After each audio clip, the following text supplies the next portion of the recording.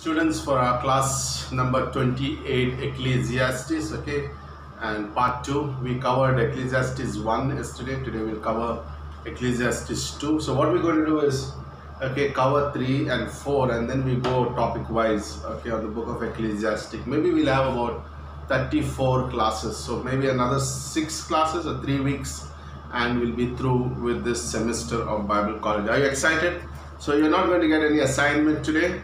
Okay, after the finishing of the Ecclesiastes, you will get the assignment for Ecclesiastes. Okay, so let's go into the class and turn in your Bibles and keep your Bibles open to Ecclesiastes 2. Father, we just thank you, we praise you, we worship you, Lord, and give us a beautiful evening as we, Lord, meditate on your thoughts today on Ecclesiastes. Give us some deep insights. In Jesus' name we pray. I believe you read the classes, the chapter before coming. So we'll just run through. So the Ecclesiastic chapter 2 talks of some of the huge projects that he undertook, all sorts of magnificent architectural, engineering and artistic projects, building cities, reservoirs, irrigation systems, planting orchards. He speaks of having singers, dancers, and all sort of art treasures, and art all was vanity and vexation of the spirit. He said all these projects, all these reservoirs, all the planting of orchards, okay, are all vanity. That's what the writer brings in here. Paul also takes up this thought in Romans chapter 8. So we'll go with Romans 8 today a little bit. Okay, saying even the creation has been made subject to vanity. The creation itself feels a sense of meaninglessness, for it has been cursed and does not yield the sort of produce it was created to yield, and once yielded before the fall. He says, Romans 8, Paul is saying, even the creation after the fall, it's not producing what is actually used to produce before. Man too, also in the same way, he gives this significance, and then he talks about man. Man too knows he is made for more. Man also feels this frustration of bondage, that he is not free, not doing what he knows he creates to do. In Romans 8, 20 to 23. Paul says we have this earnest, this keen desire for the fulfillment of who we are made to be. This word earnest is like a child stretching out his neck as he looks forward to his dad coming home to take him on the weekend fishing trip. It's like a child, putting his neck up, okay, and looking for his dad to come so that he would take him for a trip. Okay, we also have a keen expectation, knowing that this mortal body that is ours, and this body of sin and death hinders us while we eagerly await the redemption of the body. Even a man today wants to do much more and has a desire. So in Genesis 3:17 says, cursed is the ground for thy sake. And 18 says, thorns are also and thistles shall it bring forth to thee, and thou shalt eat the herb of the field. Romans 8 chapter verses 20 to 23, it says, for the creature was made subject to vanity, not willingly, but by reason of him who had subjected the same in hope. Because the creature itself also shall be delivered from the bondage of corruption into the glorious liberty of the children of God. For we know that the whole creation groans and travails in pain together until now. And not only they, but ourselves also, which are the first fruits of the Spirit, even we ourselves groan within ourselves, waiting for the adoption to wit the redemption of our body. Now, Paul is saying we are also in the same place, like the creation is cursed, but we have adopted children of God positionally, but the real adoption will happen at the time of redemption, when we meet Jesus Christ face to face. Even after the fall, we see the spies. Remember in the Old Testament, the spies brought a huge cluster of grapes. It took 2 men to carry the bunch. This was a little taste of how the world once was, and taste of how the world in the millennium will be. Like when they went to the promised land, they picked up a cluster of grapes. It's a size of about 6 feet each cluster. Like that's how God created. That's a picture of of how will be the future in the millennium, and also this is how it would be before the fall of Adam and Eve. People are longing for satisfaction, for meaning. The woman at the well in John chapter 4 sought to satisfy a deep thirst for fulfillment with 6 different husbands. And Jesus said to her, if you drink the water I give you, you will never thirst again. Jesus here is speaking about the Holy Spirit that I give you, that you will never thirst. You will not have a desire for anything else apart from God. The religious men in John chapter 7, they would have a religious custom, that they would do, every Jew would do at the temple, sought to fulfill themselves with observation of ceremonial law, and that did not satisfy them. And Jesus, if you will thirst, come to me, and out of your belly will flow rivers of living water. That's what Jesus said there. They needed life from above, the Spirit coming from heaven, not from under the sun. We said in the last week, there's nothing, everything is vanity under the sun. The word under the sun is a picture of without God. But when we have God, out of our belly run the living waters, and we'll never thirst, like the woman in John chapter 4 that Jesus said to. That meaninglessness, the lack of purpose and the lack of fulfillment eats away at people. This is something that is like this emptiness is what people are struggling with. They fill it with what they can. Like today the world is empty without God. Only God can fill that emptiness, a vacuum that's in each one of our hearts, each one of the hearts of people who don't have God. And they try to fill it with religion. No, they do many rituals and religion so that they think that emptiness will be filled. Some would have relationships to fill that emptiness. Some would have great projects. They think they do great things. No, they would have some kind of fulfillment or achievements. But God has set eternity in the heart of man, and only God will fully satisfy man. Only God could satisfy man. In Isaiah chapter 55 verses 1 and 2 says, O everyone that thirsts, come here to the waters. He that hath no money, come here, buy and eat. Hey, come buy wine and milk without money and without price. Wherefore do ye spend money for that which is not bread, and your labor for that which satisfies not. Hearken diligently unto me, and eat that which is good, and let your soul delight in fatness. Okay, so man is full of toil. He toils at his projects, but finds no fulfillment. He sometimes finds gain in terms of financial, academic, or other gain, but not in terms of ultimate meaning. Like we said yesterday, like the man came to Jesus and said, what should I do? What shall I do? Like this is something that is inbuilt in our upbringing, that we always want to do something to please.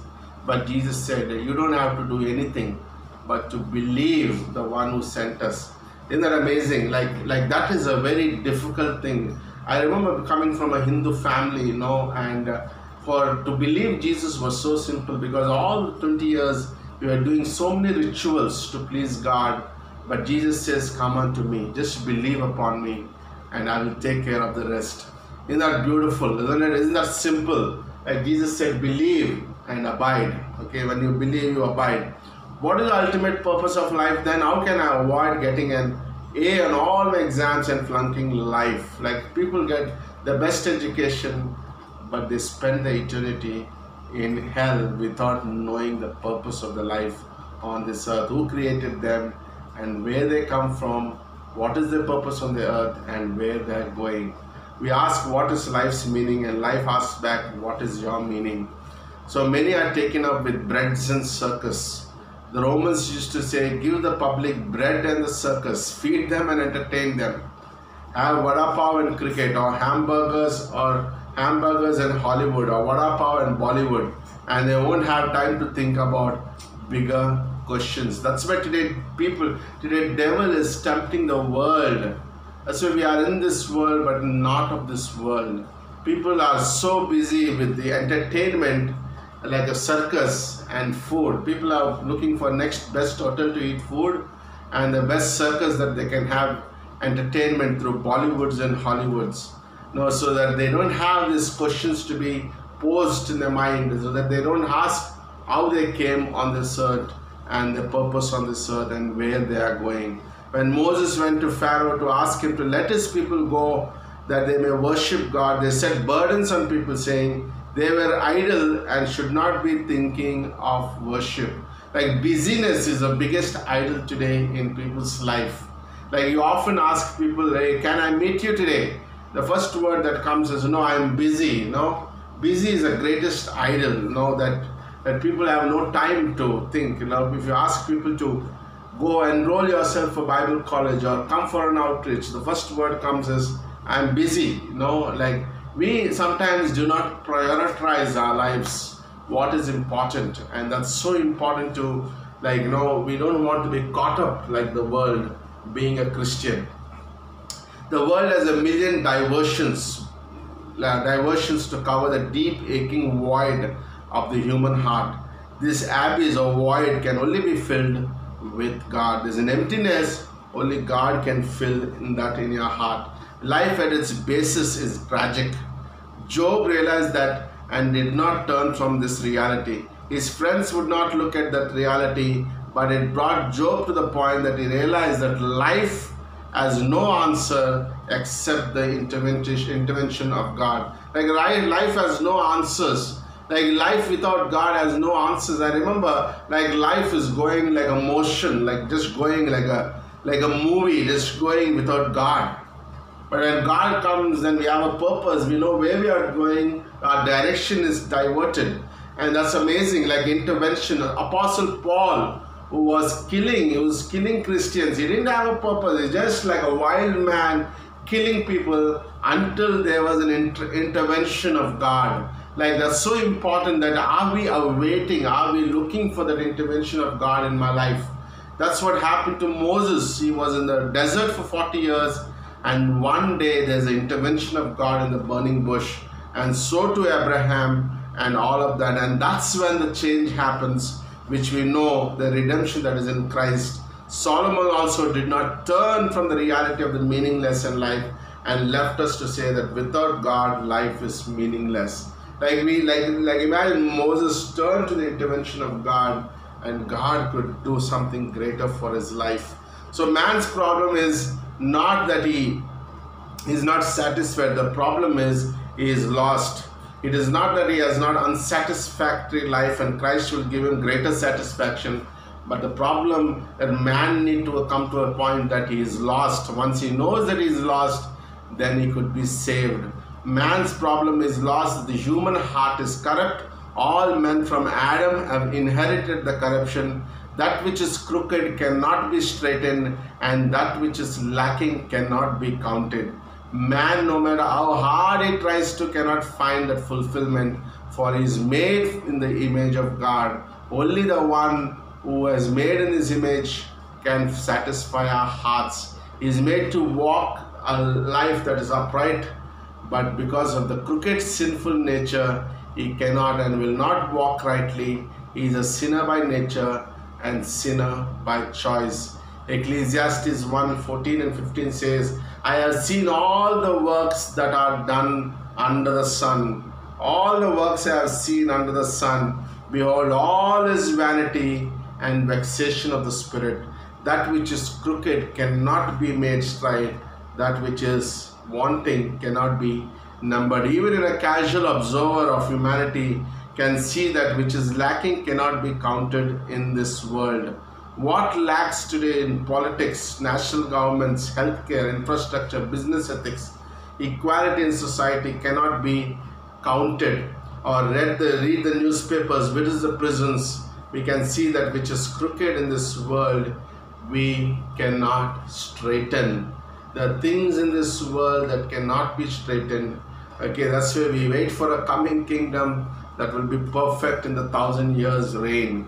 But what we universally, we also see in the particular in ourselves, things that lack in you and me, that which is crooked in you and me cannot be counted and cannot be straightened. So is my heart, so is my sin nature. Christ has come into not only to straighten man and make him like Adam was before the fall, but to make him ultimately into a better and more noble creation, born of the second man, the last Adam, Jesus Christ. When God came, he didn't just solve my problem right on this earth, but he also gives me a life and a great future that is eternal.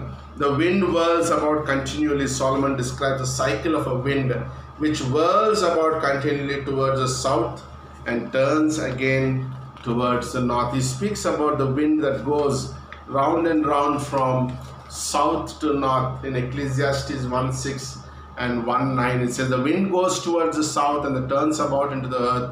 It whirls about continually and the wind returns again according to his circuits. Solomon laments that there is no new thing under the sun. The thing that has been, it is that which shall be, and that which is done is that which shall be done, and there is no new thing under the sun. Like Solomon is writing this, as thing is, there is nothing new. Man is the same, no matter how good clothes he wears. He is a sinner by nature. He is trying to be good. There is nothing changed. That's what Solomon is trying. As a king, he is writing this. He says he has seen men and knows men and sees no new thing under the sun. Nor does he expect to find anything new. It will be just from the same old man dressed up in a new clothes or a new cloth. We find our purpose based on whether we are once born people or twice born people. We are born from above, John 3:3. We are citizens of heaven and we are not under the sun. Amen to that? We are citizens of heaven. We are not under the sun. We are above the sun. It is that gives us a purpose. That's why we have a purpose. That's why I like Abraham in Hebrews chapter 11. He looked to a city. I like that. He looked to the city, not on the earth, but in heaven. And he walked by faith. That's what we as believers need to look to. Not to these earthly cities, not to our earthly mansions, but a city above the sun. And we walk on this earth by faith. The thing that has been, it is that which shall be, which is done, and that which shall be done. Men after a while stop being mesmerized and bewitched by the latest ideas and doings and realize that there's nothing new under the sun. That which is now with us will just come up again repackaged. By the way, nothing is new, isn't it, in this world? I remember like bell-bottom pants many years back people used to wear. Now in 2020, that is the fashion. It's like the old skin, like the old skin new wine, no? Or like the whole fashions are coming back, no? There's nothing changed. Earlier people used to wear half shirts, and now we are again wearing in 2020 half shirts has become the fashion. There's nothing changed. Everything is repackaged. Okay, repackaged. That's what's happening. That's what Solomon is saying. You can grow disillusioned with people in life, or find as David and Paul, there is nothing new, but not from under the sun, but from above. But there's something new which comes from above. The world tries to continually repackage, but when our heart has grown weary of man's things, we start to look for something beyond. We were talking about the apologetics class that Pastor Peter Akbar is teaching on Saturdays. Like every religion, like today we see the religions that are growing in this new age movement. But all these religions are coming back to the same thing, like reincarnation or search for God or these things. There's nothing new, it's just a repackage. The psalmist said, I have seen an end of all perfection, but the commandments are exceedingly broad. There's a perpetual newness that comes from God. There's something very fresh that comes from God. When you follow after anything outside of God, it soon loses its newness. It could be anything. It could be our relationship with people who are under the sun. When we ever been with people who are unbelievers, you can't just be along with them for a long time. No, that's what happens because there's no purpose in that. Okay, but when you follow after anything outside of God, it soon loses its newness. You see the end of it. No matter how wonderful it is at first appears, but God's way have a constant newness of them.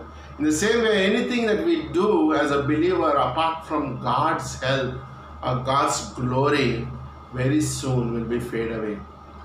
No, because that's man's work. When Jesus was walking on the earth, he did nothing apart from his Father's words. And that's so important, that our purpose, remember two things. God put us in this earth to fulfill and walk in tune with him, walk side by side, like we said recently in the class. Now walk in next to him and fulfill the purpose that God has, and also walk in that newness of Christ. Psalm 119:96 says, I have seen an end of all perfection, but thy commandment is exceedingly broad. When Jesus came, I like this thought here. When Jesus came, when Jesus came, men saw him and were amazed. I like that, isn't it? When Jesus came 2000 years back, people were amazed. He was different, he's unique. The way he talks is different, the way he has his countenance is different.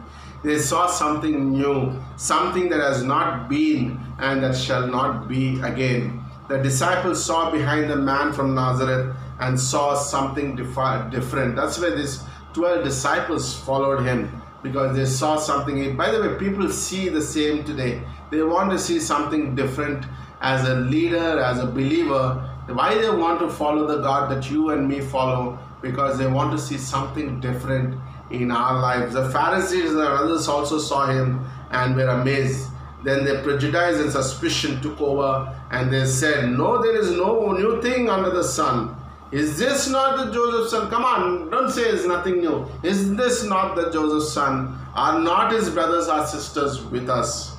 Mark 6:3 says, it's not this carpenter the son of Mary, the brother of James and Joseph, son of Judah and Simon, and are not his sisters here with us? And they were offended at him. John 6:42 says, and they said, is not this Jesus the son of Joseph, whose father and mother we know? How is it that he saith, I came down from heaven?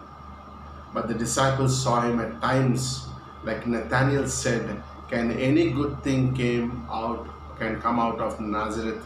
And as Paul said, we once knew Christ after the flesh, but somehow they got the glimpses of the eternal who he is. When Jesus asked Peter, what do you think I am? Who am I? Some say prophets, some say Moses, and some say Elijah, but it's a revelation that was given to Peter, and says, you are really Son of God. You are not a man under the sun. You are God above the sun. And that's the revelation that Peter revealed to Christ in Matthew 16. That's what Jesus said, flesh and blood has not revealed this to you, but my Father in heaven. But thou, Bethlehem Ephrathah, thou be little among the thousands of Judah, yet out of thee shall he come forth unto me, that is to be the ruler in Israel, whose goings forth have been from of old, from everlasting, in Micah 5:2. Okay, just few more thoughts before we close. Okay, though the town of Bethlehem was little, yet out of there came one whose going forth have been from old, from everlasting. This is the wonder and beauty of Christ and of a Christian. Though thou be little, yet goings forth have been of old, from everlasting. There is something that has not been before, that which is eternal and from above. People don't understand sometimes our lives. They don't understand who are these people, why they go after God, why they pray, why they go soul winning. But there's something different in our lives. Using this illustration of the wind, Paul saw the wind whirls blows about continually towards the north and back towards the south again in Acts chapter 27. In effect, he said within him there were two winds, the warm south wind and the cold north wind. When he would do good, evil was present in him. There was these two winds whirling about against Paul. In Romans 7:19-21, he said, for the good that I would, I do not, but the evil which I would not, that I do. Now if I do that I would not, it is no more I that do it, but sin that dwelleth in me. I find then a law, that when I would do good, evil is present with me. In fact, the rest of the verses says, how wretched man I am, who can save me? But he got the answer in the Romans chapter 1. 8:1. So we all use the south wind as an illustration for the good I would do. Like sometimes we are like Apostle Paul, I want to do good. There's a good south wind of my good I would do, and then the north wind, that the evil present in him. Like oftentimes we try to do something like a good, and there's a evil present within me. For Paul finds in his nature two things whirling. First, the good that he wants to do, but secondly, he finds a law of sin, so that instead of doing good, he wants to do, he does the evil he does not want to do. There's a struggle today in each one of our lives, but there's an answer in Romans 8:1. We have a new spirit. When we allow that Holy Spirit to rule our lives, we can overcome the evil, the sin nature in our lives. Now, there is a good picture in Acts 27. The southwest wind that blew and lured the merchant and the Romans to sail against Paul's advice. But once they were out in the open sea, a firestorm called Euroclydon caught them, and eventually they were shipwrecked, losing everything but their lives. Remember the story of Acts 27. They had a storm. They went against Paul's advice and sailed, and they were encountered with a storm, and everything was lost but except the lives. As God said to Paul, believe. At times we are deceived thinking the good side of our nature will be enough to carry us. Like these sailors, they thought, oh, this wind is good, we'll take it further, not listening to God, Paul's voice, the man of God. Sometimes we have this good nature in us and we want to do things with our goodness. Remember, like it was Dr. Stevens who said, all good things are not spiritual things. No, we need to discern the spiritual aspect of it. It will be enough to carry us to fulfill God's command and to live a Christian life. But we go out into the seas acting on our own impulses. We'll soon find there are two sides to our own nature. Our own impulses, and the other side, Euroclydon, the sin nature. The evil that is present in me will toss me about and wreak havoc with my life. And that wind whirls about continually. Paul taught us to only do what we are moved by God to do. Now that's so important. Like it's so important to listen to the voice of God. And Paul said, move as God moves you. For as many are led by the Spirit of God, they are called the sons of God, or acting like the sons of God. It is like the tree of the knowledge of good and evil in the Garden of Eden. Like it is the one tree which has two sides to it, good and evil. But God said, don't have any of it. Okay, in man's nature, he has two sides, good and evil, but it is one nature. This is where we can be deceived. For good side of our sinful nature lures us out to act, and soon the evil side catches us and drives us like Euroclydon, okay, like that storm. Okay, so the good wants to go forward, but we just go forward without listening God, and then that evil comes and overtakes us. That's the struggle that Paul was struggling in Romans chapter 7. Paul said man needs a new nature. That's what happened in Romans chapter 8, that he understood the problem is not battle between the good and evil, but operating in the new nature, a nature that is from above, that is heavenly. He needs a new heart, Ezekiel 37:26.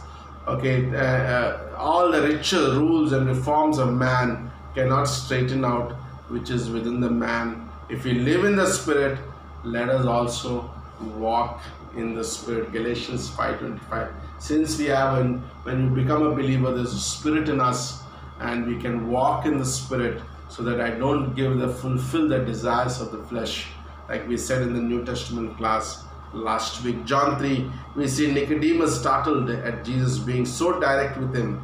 You must be born again from above. Jesus knew that no reforms from this good religious leader would help him or enable him to help his nation. They needed a new nature and needed to learn to live according to the new nature. Ecclesiastes 1:7 says, all the rivers run into the sea, yet the sea is not full.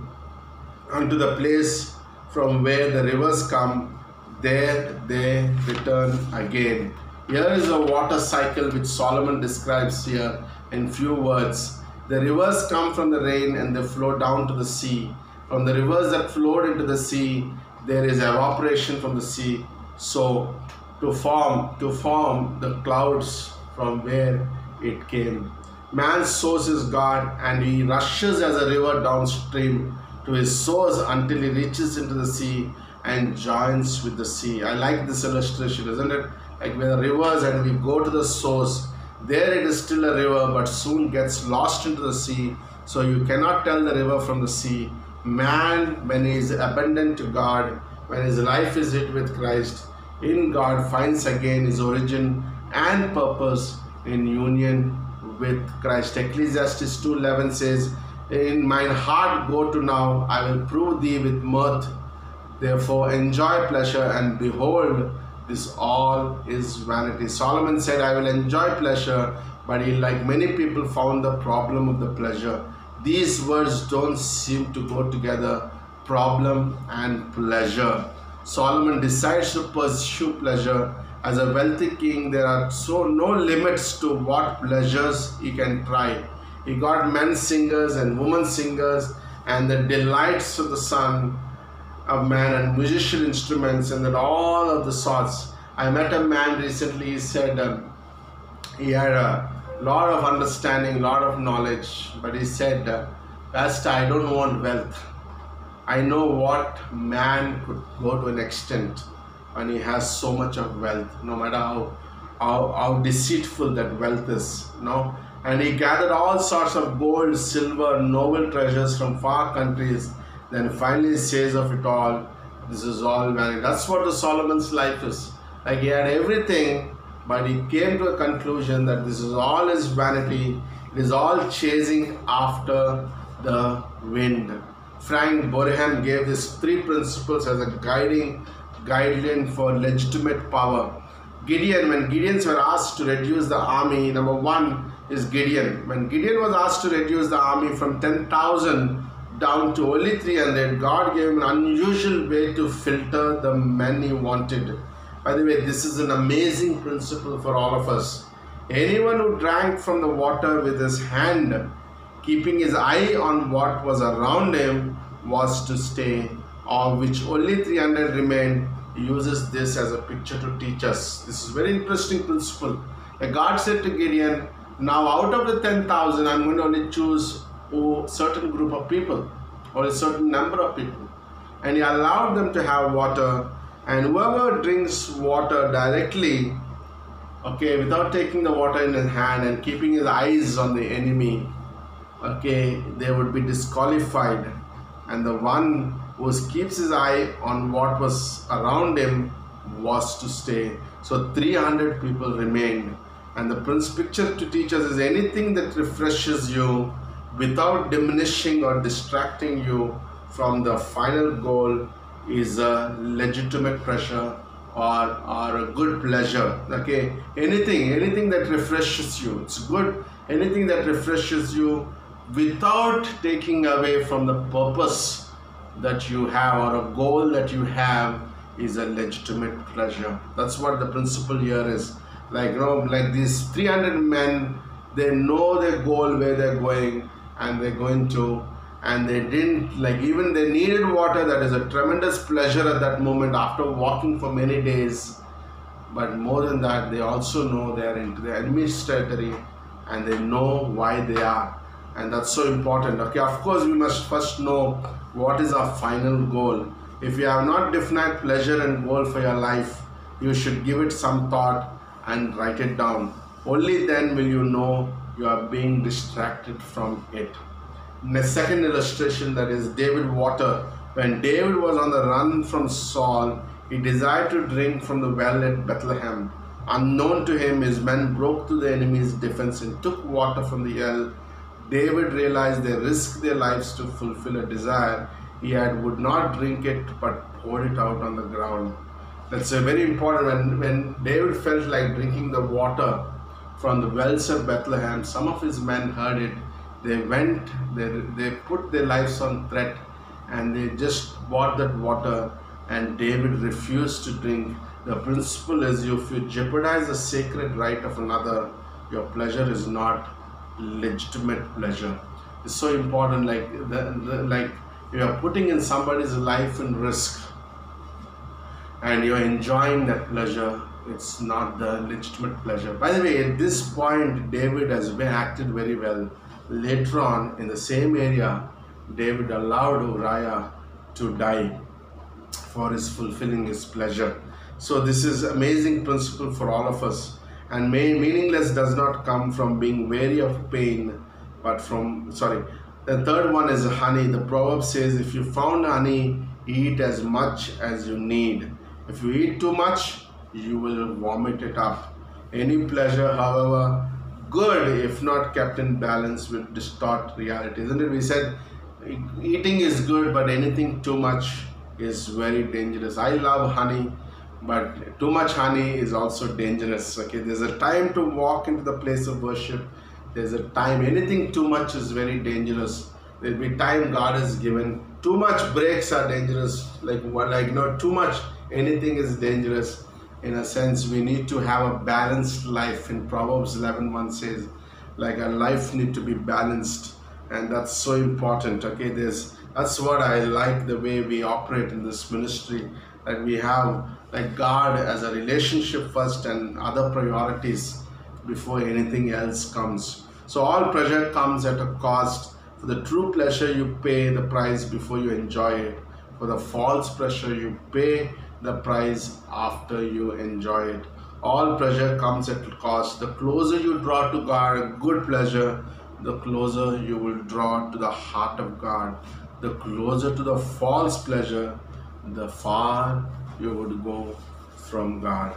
So these are some amazing thoughts from Ecclesiastes, and awesome to bring these thoughts together.